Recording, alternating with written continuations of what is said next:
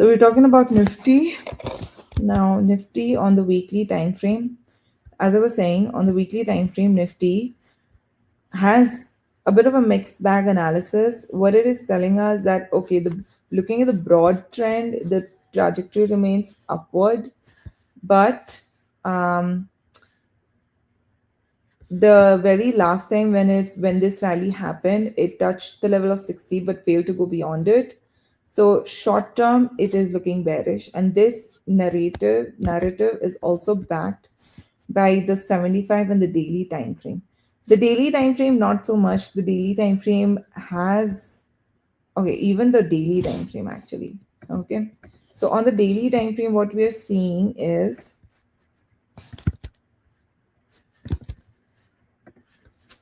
on the daily time frame what we are noticing is here. See, here it violated the level of 40, and since then it has failed to go up and touch the level of 70, right? Which means that this bounce is temporary. Now, I want to enumerate one change that I've made on the charts. Okay. You will notice this video onwards that there is a green line on the level of 70 and a red line at the level of 30. Okay. So why this has been done is because if you know about this quadrant that I've talking about quite a bit in the market, the market can either be, for the sake of simplicity, is either bullish or bearish. Okay, within the bullish market, it can go up or it can go down. Within the bearish market, also it can go up, it can go down. When do we make the most money? When we place trades in uptrends unfolding in a bullish market. So I am trying to focus all my energy, my resources, and my capital. So my resources, that is my analytical time, energy, and my monitoring, my capital, everything. I want to focus on this quadrant, which is where maximum profit and alpha resides. Okay. So in order to do that, what I have realized is that I have to work with stocks that are absolutely bullish, stocks and indices that are absolutely bullish and not sort of bullish.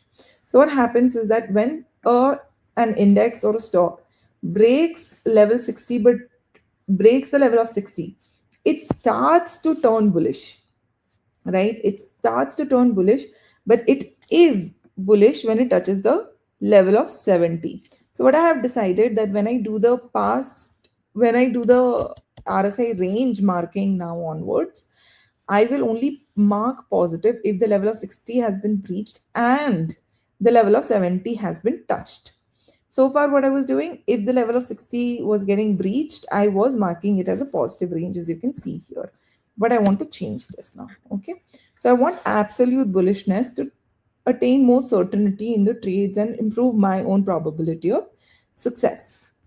Right. So here, as you can see on the daily time frame also, it tried to turn bullish, but it did not make its way. RSI 25 period on the daily time frame of Nifty did not make its way all the way to the level of 60, 70, right? So so essentially it continues to remain in the bearish range, and we can expect it to decline and retest the level of 30 again, 30 or 40 again. On the price level, on the price front, price structure front, if you see, I think 23,900 is a very important support that we should definitely look out for. Why? Because there are these two previous peaks, and also this acted as a support over here, right? So I think even historically, if you see around here also, it acted as support. So this is a very important level. Also, the 250 EMA is here. Now, you might think that, oh, it broke below the 250 EMA recently, so maybe it will do that again. Historically, if you see, after a period of massive break below the 250 EMA, the price does come back to bounce back from the 250 EMA and resume its rally. Okay, so here also it gave a massive breakout. Here it came back to retest the 250 EMA. Right after that, it gave a big rally and then it broke the 250 EMA. Now I think it's just going to come back to retest the 250 EMA. So that is what I believe is going to happen in the market. So 23,900 is what I'm expecting. Now, if you go to the 75-minute time frame, there's very interesting phenomena that can be noted. When this support was breached, 24,500 support was breached, right? Or rather, when the market approached it, it breached it very briefly, creating this little bearish trap, this bear trap, okay? And then when it rallied and approached this resistance, it breached this resistance as well very briefly, creating a bull trap and again continued to decline. So I think for now, I would want a nice little closing below the level of 24,350, and 24,500 would be the first confirmation. 24,350 would be the second confirmation. Once that is done, then I think 23,900 should be quick work in the market. So the support will actually be between this 24,070 and 23,900 is what I believe for Nifty. Now, let's go in and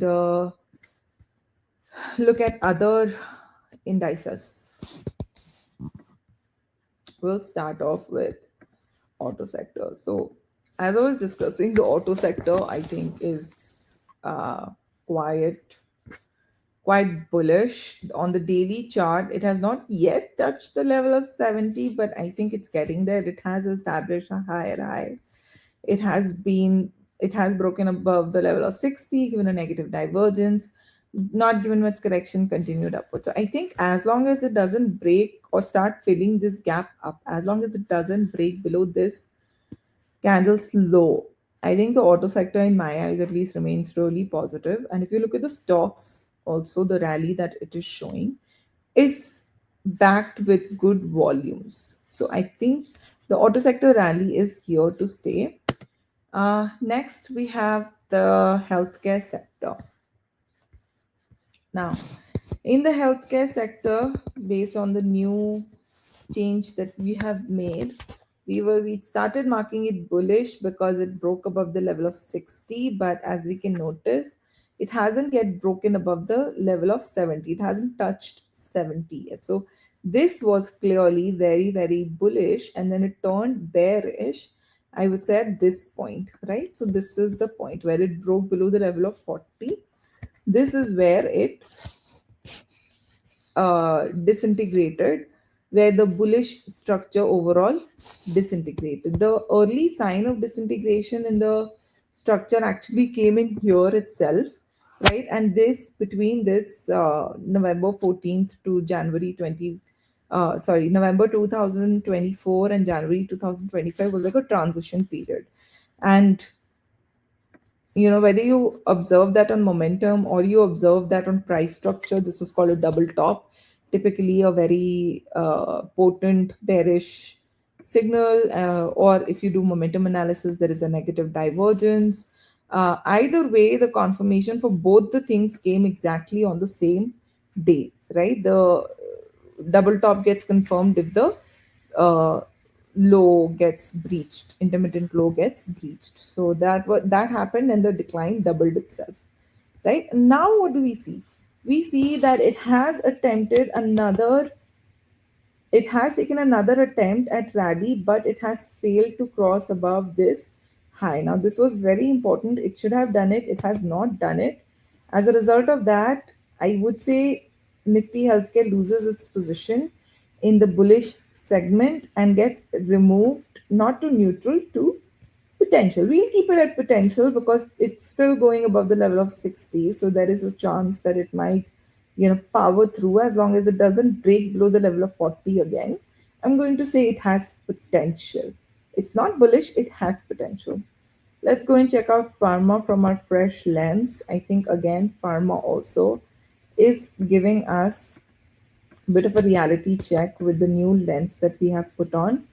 And I would say it is currently looking not that bullish. It seems like it has potential, but it's not outright bullish. So we are going to move it. And again, same rule, as long as it maintains itself above the level of 40 on the daily time frame, we will keep it in potential. If it breaks below 40, then we will have to move it to neutral, which basically means do not touch. Nifty Consumer Durable. Nifty Consumer Durable, again, I have made this preemptive mistake. I don't think Nifty Consumer Durable is also looking positive, but it again has potential because breaks touched the level of 6C, broke above it, respecting the level of 40. So as long as it continues to respect 40, it has potential, but it is not outright bullish, right? From that perspective, even auto, if you see, is not outright bullish, not like bullish, but I'm cutting it some slack because of great volume activity that I've observed on the stocks.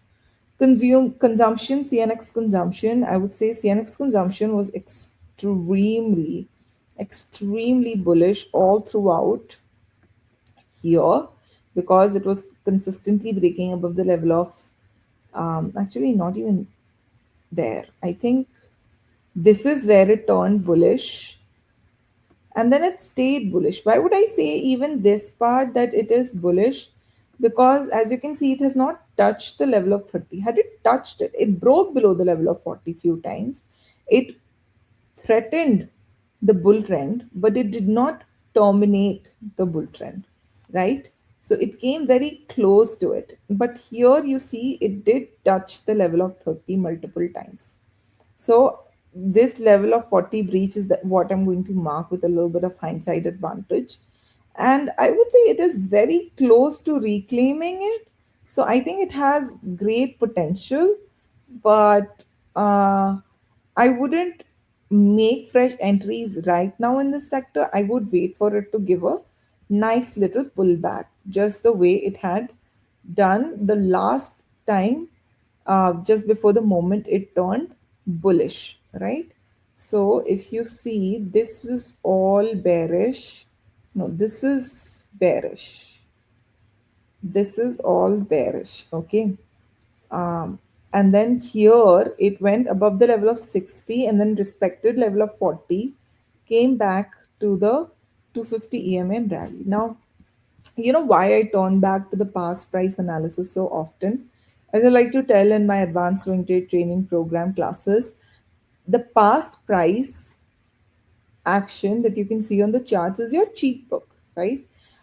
You need to realize that this is an open book exam. Every single time that you turn up to do your analysis, you're basically writing a test, correct? And you will get the results of that test few days down the line as the market continues to unfold. But this test is not a surprise test, or nothing is out of syllabus here because ultimately it's an open book test. All you have to do is go back and see what happened in the history at a similar time as right now, and how did the index or the stock or the currency or the precious metal or the crude oil or currency, anything, how did they behave then? That can be a very good guidance to what your answer is going to be to the question that you are being asked right now, correct? So, coming back, I would say consumption also has potential, but honestly, I'm going to let it be in the bullish for now because it's very close to the level of 70, and uh, it has acquired one of the two important criteria of being called bullish. It has established a higher high. All right. Since it has done one of the two, just like auto sector, I'm going to cut it some slack and keep it in the bullish segment. Next, we're going to look at PAMA. So, sorry, PSU Bank. So, PSU Bank, again, we need to redo some bit of work here because, like I said, optimizing for our most profitable quadrant. Super bullish up to this point. Here it touched the level of 30 ever so briefly. So we will mark it bearish from the point it actually violated the level of 40. And over here it started to turn positive. I'm going to delete this line. It's a distraction.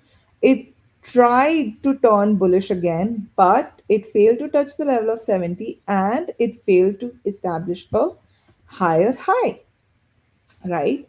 So it does have potential, but it is not qualified to become bullish. It needs to establish a higher high. And in hindsight, because Of course, hindsight is very important, and if you watch my videos, you know that I am a stickler for past trade analysis and past price action analysis, to constantly evolve as a trader. What I've realized is that lately I had a lot of conviction in PSU banks, and I had positions in. I have GTT set up in South Bank. I have analyzed Canara Bank. RBL Bank was something that I even gave recommendation in. But the price action did not play out the way I wanted. It did show a lot of resilience against the current market conditions, and in fact, RBL Bank is doing fabulously today. It's up 4%. But overall, the kind of momentum that I was expecting to unfold on these stocks did not unfold. And that is because of this. It's not outright bullish. It seems to be a bullish movement within a broader bearish activity, which is what the RSI range is indicating to us. FMCG, same story. It has turned bearish when it touched level of 30. So we've marked the structural breakdown since it broke 40. You're using a little bit of hindsight. And it has not turned bullish yet. So I have kept it in potential because it has broken above the level of 60 and is kind of respecting 40. But I do need to see it create a higher high and turn overbought on the daily time frames 25 period RSI. Right. Moving on, we have the Nifty Capital Market Index. Now, the Capital Market Index, from what I can see, is currently actually very bullish. And because it has not broken the level of 40 and not gone for 30, it continues to remain bullish. So I'm actually going to move it up to the bullish segment based on our latest insights. And I don't know why I have drawn this line. I don't want to draw this line because this is not a negative divergence. This is not an equal peak to this. It is not a higher peak to this, which is what would have been needed to call this a negative divergence, right? But I think this is a very interesting sector. 75-minute time frame. If we talk about the 75-minute time frame, I think it has turned, since it touched the level of 30, we can say that the bullish trend structure has broken down since June, and it started breaking in June. It became evident in around the end of July, right? That is what we are basically capturing over here. So the short term for Nifty Capital Market Index remains pretty bearish. So it's bullish on the daily time frame, but bearish on the 75-minute time frame. So what do we need? We need the 75-minute time frame actually to go overbought. Okay. We need this to go overbought, re-establish itself into a nice little bull trend, establish a higher high. And once that has happened, then my friends, this is going to become attractive. So now, because we've seen the 75-minute time frame and discovered this, I think I'm going to move it to potential, because we only want to keep those sectors in bullish where we are ready to actively seek positions. But Nifty Capital Market Index is not one such index at the moment, right? Reality, let's take a look at this on the daily time frame. So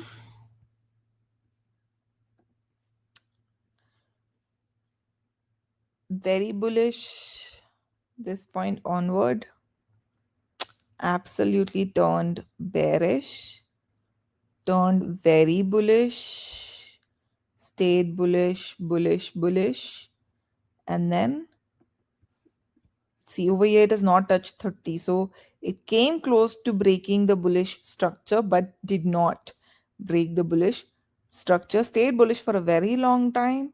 But over here it touched the level of 30 for sure.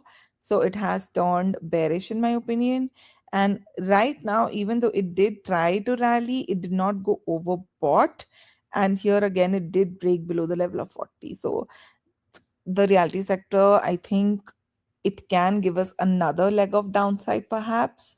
So we should be cautious. I'm going to continue to keep it in neutral. Next is energy. Energy, from the new lens that we have put on with more clarity, What are we seeing? We are seeing, so it was very bullish here. I think the bullish structure set in this point and it kind of remained until here. And then from, I would say, this point onward, the bullish structure had set back in. It became outright bullish at this point, but the bullish structure started setting in from here. And then over here, you can see the level of 30 was touched, which means the violations, and here also a massive negative divergence. But since the level of 40 was breached here, this is where the structure started to degrade. So I think energy is actually quite contrary to what we were hoping. Positive divergence and tiny little breach above the level of 60 is actually something that should not be entertained, which is honestly, in hindsight, not surprising to me at all, because even though we discussed so much about energy, when I went down to the stock level, I couldn't find anything that was convincing. And that was a little, that felt like a mismatch to me, but I couldn't quite put my finger on what it was. And that is also another reason why doing these live sessions and doing these analysis very frequently and going back and revisiting what I've done and what the outcome of what I've done has been is like, it's just so educational, personally speaking. Now oil and gas again, definitely bullish, but over here started going above the level of 60. This is where the bullish structure was established. So you'll notice there is a difference between the time the bullish structure is established and identified becomes absolute, right? So over here again, broke below the level of 30. So the bearish structure started to become obvious here, and it is still actually not very bullish, and it has also started to violate the level of 40 again. So oil and gas continues to remain neutral. Next, what do we have? Infra. So infra was extremely bullish, and then you can see once it established itself above the level of 60. So this is where it established uh, itself and maintained bullishness. Actually, sorry, this is okay. It's very bullish for a very long time, the infra sector. And after this extremely long and extremely bullish run, it gave out with a massive warning of a massive negative divergence and is currently very, very not worthy of my capital whatsoever. So I am going to stay very far from the infra sector. Private bank. Now, the private bank, okay, I like this. So, the private bank is actually quite bullish. So, we can see the private banking sector turned bullish since August 20. Since then, it has been nudging the level of 70 multiple times, never touching the level of 30 really. So, I think private bank actually jumps right back to bullish, right? Speaking of which, HDFC Bank, I was looking at it yesterday, looked extremely, extremely attractive. So I'm going to revisit that immediately after this session. Let's look at finance. Now, what do we have in finance? Okay, so finance is also super positive starting since then, and it has been positive, and I think this dip also is offering us quite a bit of opportunity. So CNX Finance is extremely bullish. CNX Media, I am not interested in. PSU is very bearish. Do not touch, do not enter, do not trade at all. Defense sector overall continues to remain bullish, but the bullish structure is starting to get violated.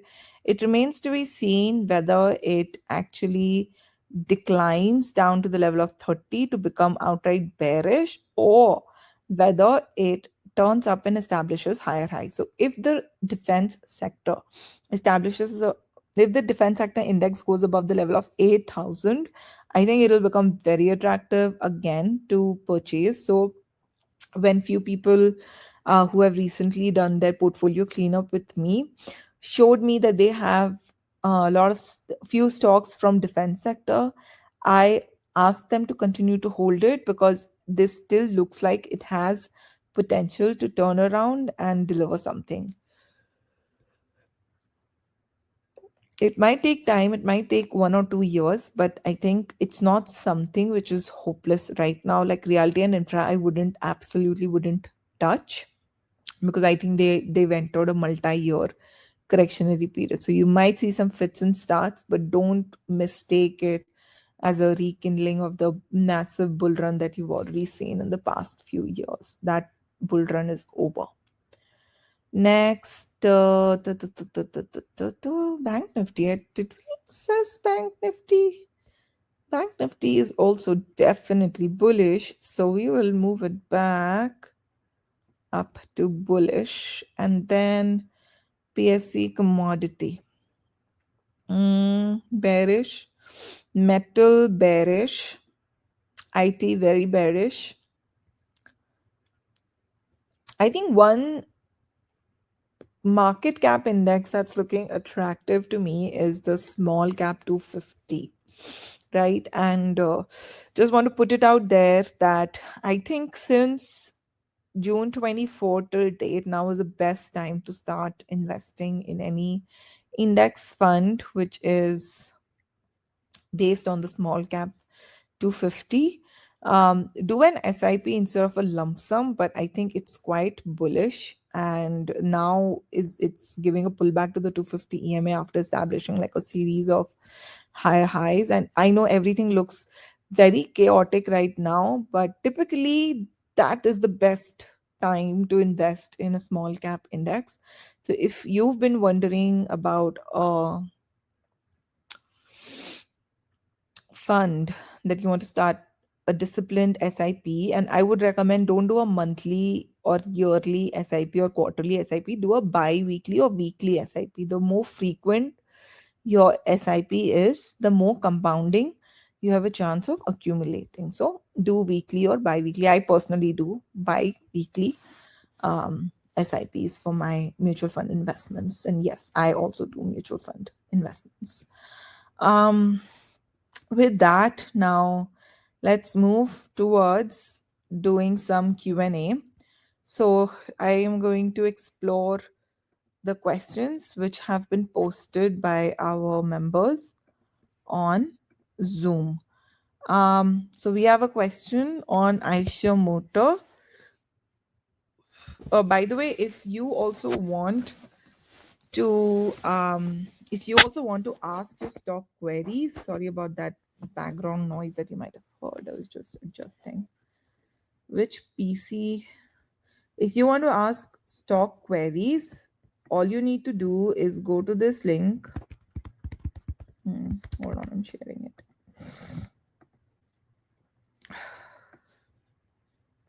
Yes, this is the link. expinvest.in/join. So then you can join the session on YouTube and ask your links. Now, don't get pissed at me for this. It's not my fault that you have to register. It is what SEBI requires me to do if I'm going to answer your stock query. So it's a regulatory thing. Okay. But if you have generic questions, like the one that Vijit has asked, what is the minimum capital for swing trading? You can ask that on the social media platforms. Now, the minimum capital that you need for swing trading, this is a very vague question. Sorry, but that's what it is. Now, if you want to draw a livelihood, like if you don't have another source of income and if you want to become a full-time swing trader, then I would say minimum 1 CR plus 6 months, minimum 6 months of survival corpus is what you need. Now, why 1 CR? Because the market is unpredictable. You're going to have some good months, some bad months. So all in all, you should be able to make enough money in the good months to sustain you even during the bad months. And that has to be sizable income. That cannot be like a very small number, because there is an averaging out effect in the market. And honestly, now with the kind of inflation that we are seeing, I don't think even 1 CR is going to be enough. I was told the number 1 CR by a full-time trader 15 years ago when I was starting my journey, 10 years ago in 2015 when I was starting out my journey. And that it blew my mind back then. But now that I'm here, it makes absolute sense. Like, you do need a big corpus. And for those who are just planning to start out, I think it's time for you to hustle, get a nice paying job, upskill, focus on upskilling yourself, and moonlight as an analyst to develop your skills, because this is very, very, very skill intensive and you cannot take it easy. I can see Atul Rastogi on LinkedIn has asked question to analyze KPIT. Atul, I would love to do it for you as soon as you can register on the link that I have given, because your request for KPIT will have to be marked against or recorded against your name and ID in my records.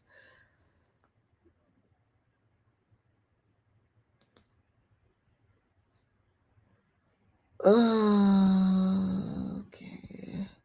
Cricket lover is saying this market is money taking. When is the market not money taking? I don't know what you mean by this market. It's this is a rigged game, and if you want to make money against the house, you're gonna have to be extremely skilled. Anurag Sangwan, again for Castrol India analysis, kindly join the link that I have shared. Ankit Srivastava, again request you to please join with the link I have already shared if you want your stock seriously analyzed. If you're just commenting for the sake of time pass, that's also okay with me. I don't mind you commenting at all. Let's look at Eicher Motor.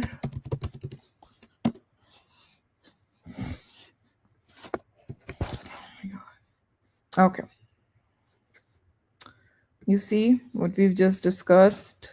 In fact, I'm going to be able to really stretch this out. So, extremely bullish. It established itself as extremely bullish here, but it started to enter the bullish structure from this point onward. This is the point it established its first higher high and it started to get bullish. And since then, it has been bullish. It is bullish. But I think now is not a very good time to make fresh entry into it, because I think the best part of the momentum is kind of left behind. And honestly, Aisha Mota, I've been following since so long, and I even analyzed it when it was here. But for some reason, because of I think the broad market, I just couldn't bring myself to make that decision and pull the trigger on this. But it had all the telling signs of impeding bullish run. I was expecting it to come back to the 250 EMA, and I was very adamantly waiting for that. Ended up missing the opportunity. I think it's still very bullish. If you're holding it, continue to hold it, because as you will see, every time it touches the level of 60 70, it doesn't immediately decline, right? It doesn't immediately decline. It does continue to rally a little bit forward. So I think you can continue to hold on to it. It's a better opportunity cost wise. It's a better bet compared to most other sectors in the market. But I think what you also need to remember is that this is not looking good for fresh entry right now. It's a little late. Don't try to catch a missed bus. Now, if you are already holding it, I think a good stop loss level for you would be 5875. But if this stock goes above the level of 6247, then you're going to need a revision of this level. So come back and check with me then.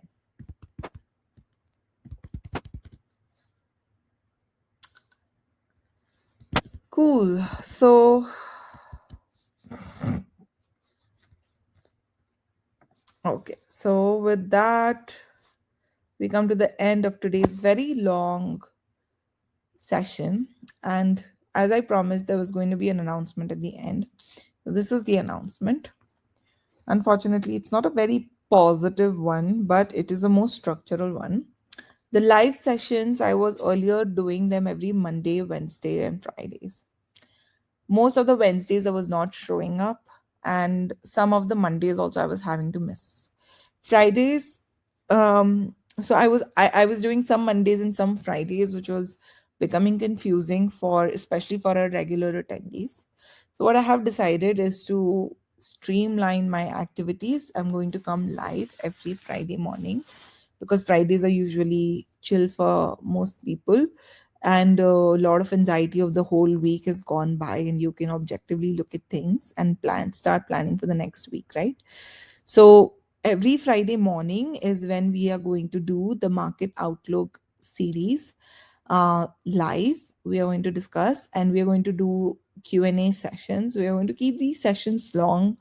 Instead of 30 minutes, we'll keep them 45 minutes. Even if there are lots of queries, I don't mind if it goes to 60 minutes.